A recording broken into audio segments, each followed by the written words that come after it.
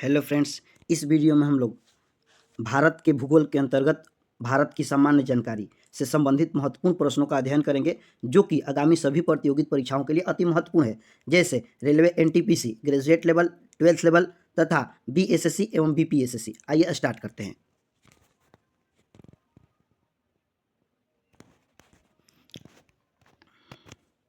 प्रश्न है कि भारत एवं चीन के बीच की जो सीमा है उसे क्या कहा जाता है? तो उसे मैकमोहन रेखा कहा जाता है। भारत एवं चीन के बीच सीमा रेखा को मैकमोहन रेखा कहा जाता है। यह रेखा 1914 ईस्वी में शिमला में निर्धारित की गई थी। भारत एवं चीन की सीमा रेखा को 3 सेक्टरों में विभाजित किया गया है। भारत एवं चीन के बीच सीमा रेखा को मैकमोहन रेखा, देखिए पहले यहाँ से सीमा रेखा बनती है, फिर यहाँ पर थोड़ा सा सिक्किम के पास और फिर यहाँ अरुणाचल प्रदेश की तरफ। ये भारत और चीन के बीच की सीमा रेखा है जिसे मैकमोहन रेखा कहा जाता है, जो कि 1914 ईस्वी में शिमला में निर्धारित की गई थी, जिसे 3 सेक्टरों में विभाजित किया गया है। काराकोरम रेंज भारतीय उपमहाद्वीप एवं चीन के मध्य एक जल विभाजक बनाती है जो 70 किलोमीटर लंबी है। यह ग्लेशियर काराकोरम में सबसे लंबी है और धरती पर ध्रुव को छोड़कर दूसरा सबसे बड़ा ग्लेशियर है, जिसे तीसरा ध्रुव भी कहा जाता है।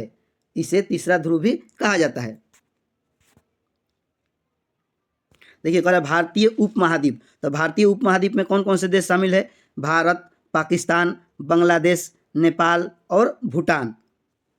आइए देखते हैं काराकोरम रेंज कहाँ है। तो देखो क्या करें, काराकोरम जो है भारतीय उपमहाद्वीप एवं चीन के मध्य एक जल विभाजक बनाती है जो 70 किलोमीटर लंबी है और यह ग्लेशियर काराकोरम रेंज में सबसे लंबी है।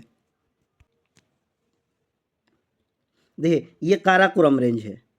ये कौन सी रेंज है? काराकोरम रेंज, जो जिसका विस्तार कितना है? ये देखिए ये पूरा काराकोरम रेंज का विस्तार है। ठीक है, ये काराकोरम रेंज है। आमतौर पर ये लद्दाख में स्थित है। भारत और अफगानिस्तान के बीच डुरंड रेखा है। डुरंड रेखा कहाँ है? भारत और अफगानिस्तान के बीच। हालांकि इसे 1896 ईस्वी में सर डुरंड द्वारा निर्धारित किया गया था।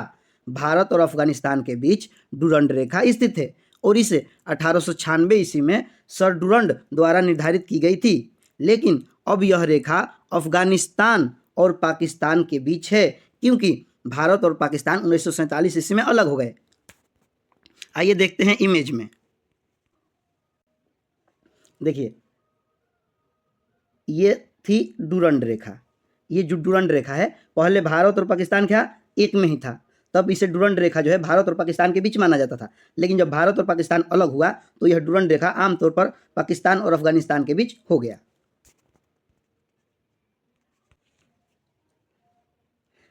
भारत एवं पाकिस्तान के बीच रेडक्लिफ रेखा स्थित है। भारत और पाकिस्तान के बीच कौन सी रेखा स्थित है?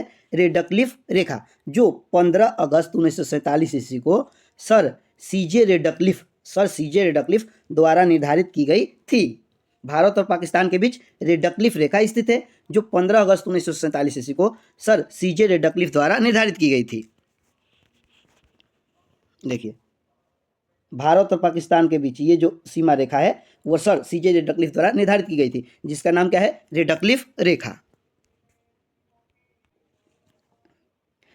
भारत और नेपाल के मध्य काली नदी सीमा बनाती है। भारत और नेपाल के मध्य काली नदी सीमा बनाती है।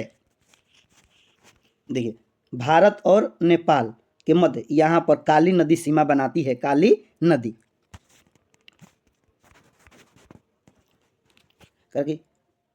पटकाई की पहाड़ियाँ भारत और म्यांमार के मध्य सीमा बनाती है। पटकाई की पहाड़ियाँ, तो पटकाई की पहाड़ियाँ कहाँ पर स्थित है? आइए देखते हैं।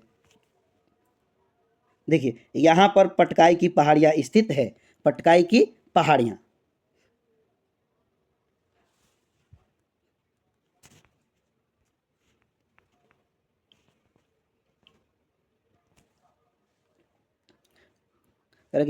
दक्षिण में श्रीलंका भारत से पाक जल संधि तथा मन्नान की खाड़ी द्वारा अलग होता है। अति महत्वपूर्ण प्रश्न। दक्षिण में यानी भारत का दक्षिण जो भाग है वो श्रीलंका भारत से पाक जल संधि द्वारा या मन्नान की खाड़ी द्वारा अलग होता है। पाक जलडमरू मध्य में ही राम सेतु स्थित है। आइए इमेज में देखते हैं। देखिए यहाँ पर पाक जलडमरू मध्य स्थित है जो कि भारत और श्रीलंका दो भागों में बढ़ते हैं, जिसे मन्नान की खाड़ी भी कहा जाता है। और इसी में राम सेतु स्थित है। यहाँ पे ये जो डॉट दिख रहा है वहां पे राम सेतु स्थित है।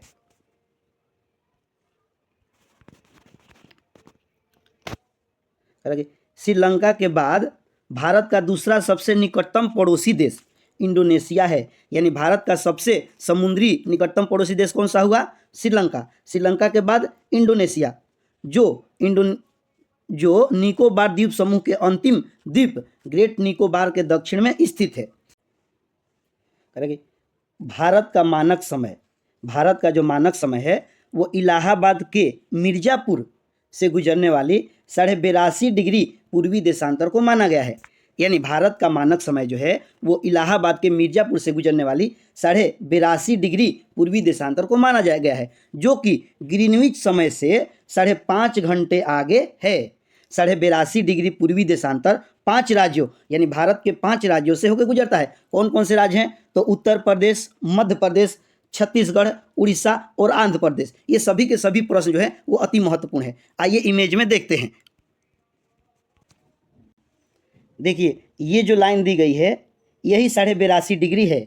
ये हमारी लाइन 82.5 डिग्री है, जो कि किसी किसी बुक में आपको नैनी प्रयागराज भी दिख जाएगा। नैनी प्रयागराज देखते हैं। उत्तर प्रदेश, तो ये हमारा रहा उत्तर प्रदेश। उसके बाद मध्य प्रदेश, यहाँ पर थोड़ा सा मध्य प्रदेश के बाद यहाँ में टच करता है। उसके बाद ये छत्तीसगढ़, छत्तीसगढ़ के बाद ये रहा हमारा उड़ीसा, और उड़ीसा के बाद ये रहा आंध्र प्रदेश। यानी 5 राज्यों से होकर गुजरता है। ठीक है। करके कर्क रेखा लगभग भारत के मध्य से होकर गुजरता है। यह 8 राज्यों से होकर गुजरता है। यह कितने राज्यों से होकर गुजरता है? 8 राज्यों से। राजस्थान, गुजरात, मध्य प्रदेश, छत्तीसगढ़, झारखंड, पश्चिम बंगाल, त्रिपुरा और मिजोरम। कर्क रेखा भारत के 8 राज्यों से होकर गुजरता है। आइए इमेज की सहायता से देखते हैं। देखिए ये जो रेखा है वो 23.5 डिग्री कर्क रेखा है। ये रेखा 23.5 डिग्री कर्क रेखा है, जो कि गुजरात, राजस्थान, मध्य प्रदेश, छत्तीसगढ़, झारखंड के बाद पश्चिम बंगाल, और पश्चिम बंगाल के बाद त्रिपुरा, और त्रिपुरा के बाद मिजोरम। यानी 8 राज्यों से होकर गुजरता है। 8 राज्यों के नाम निम्नलिखित हैं। 23.5 डिग्री कर्क रेखा। बुंदेलखंड के पठार पर कर्क रेखा एवं भारतीय मानक समय रेखा एक दूसरे को काटती है। कहाँ पे काटती है? तो बुंदेलखंड के पठार पर। बुंदेलखंड के पठार पर कर्क रेखा और भारतीय मानक समय रेखा एक दूसरे को काटती है। देखिए भारतीय मानक समय रेखा और कर्क रेखा कहाँ पे काट रही है? तो यहाँ पे काट रही है। यही बुंदेलखंड का पठार स्थित है। ठीक है।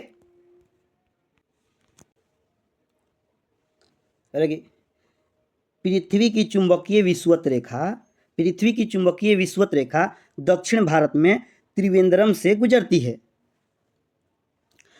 भारतीय उपमहाद्वीप में शामिल देश भारत, पाकिस्तान, बांग्लादेश, नेपाल और भूटान है। भारतीय उपमहाद्वीप में कौन कौन से देश शामिल है? तो भारत, पाकिस्तान, बांग्लादेश, नेपाल और भूटान। भारत, पाकिस्तान और बांग्लादेश, पहले ये तीनों तो एक ही था। सर्वाधिक राज्यों की सीमा से लगा राज्य उत्तर प्रदेश है। यानी उत्तर प्रदेश की सीमा जो है सबसे अधिक राज्यों से लगती है। इसकी सीमा 8 राज्यों से लगती है, जो कि उत्तराखंड, हिमाचल प्रदेश, हरियाणा, राजस्थान, मध्य प्रदेश, छत्तीसगढ़, झारखंड और बिहार से लगती है। उत्तर प्रदेश की सीमा राष्ट्रीय राजधानी क्षेत्र दिल्ली से भी लगती है। उत्तर प्रदेश की सीमा जो है राष्ट्रीय राजधानी क्षेत्र दिल्ली से भी लगती है। आइए इमेज में देखते हैं। आइए देखते हैं उत्तर प्रदेश की सीमाओं वाली राज्यों को। जैसे देखिए सबसे अधिक राज्य उत्तर प्रदेश में, ये देखिए पहले नंबर पर ये उत्तराखंड से मिलता है। उत्तराखंड के बाद इधर चलते हैं हिमाचल प्रदेश। हिमाचल प्रदेश के बाद ये हमारा रहा हरियाणा। और हरियाणा और राष्ट्रीय राजधानी क्षेत्र दिल्ली। तो राष्ट्रीय राजधानी क्षेत्र दिल्ली कहाँ है? तो ये रहा राष्ट्रीय राजधानी क्षेत्र दिल्ली। दिल्ली के बाद ये देखते हैं राजस्थान से। राजस्थान के बाद ये रहा पूरा का पूरा मध्य प्रदेश। मध्य प्रदेश से भी सीमा बनाती है। उसके बाद ये छत्तीसगढ़। छत्तीसगढ़ के बाद झारखंड। झारखंड के बाद ये पूरा का पूरा बिहार। यानी उत्तर प्रदेश सर्वाधिक 8 राज्यों से सीमा बनाती है और राष्ट्रीय राजधानी क्षेत्र दिल्ली के साथ भी सीमा बनाती है।